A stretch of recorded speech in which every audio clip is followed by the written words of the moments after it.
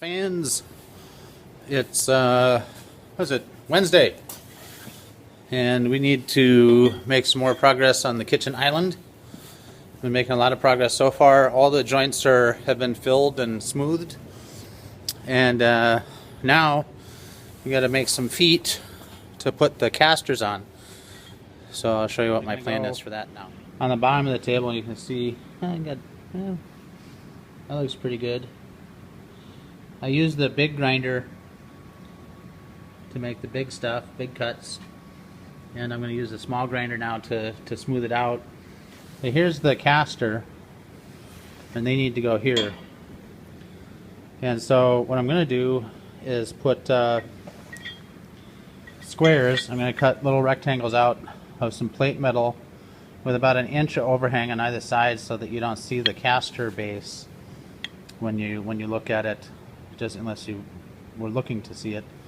So I'm going to cut those out of plate and drill them for the casters, finish them up a little bit, and then weld them up to here. So let's go cut some plate. Just happen to have some plate laying around. Always a good thing to have.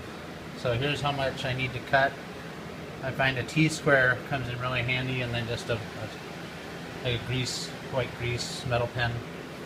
So that's the line I need to cut. And then I have a little portable bandsaw for metal. I can't tell you how useful this thing comes in.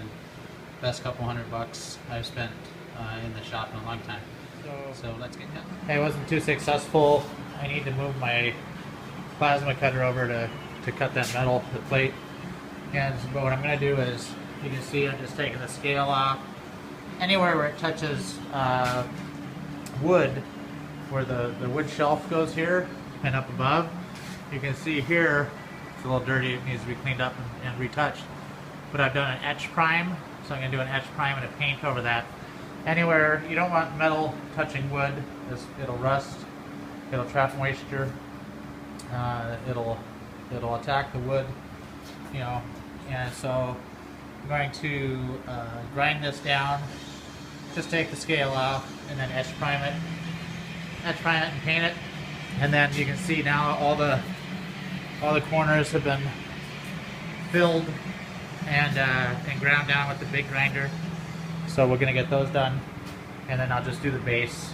I gotta go get a extension cord to move the plasma cutter over the plate. The plate's too big to move around. Here's all the inside etch prime. So let that kind of sit for a while. Go through, make sure the corners are okay. Gotta get the wood in and out. I have a little bit of work to do there, but I wanted to get it primed. I don't like the bare metal.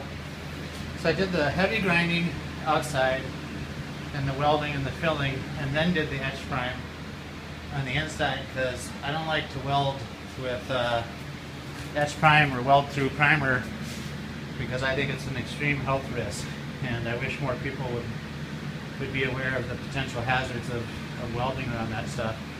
So that's why some of you might be saying, well, why did he paint after you did the heavy grinding? So now that the heavy grinding is done, we'll let this set, and I'm going to put a coat of epoxy on it.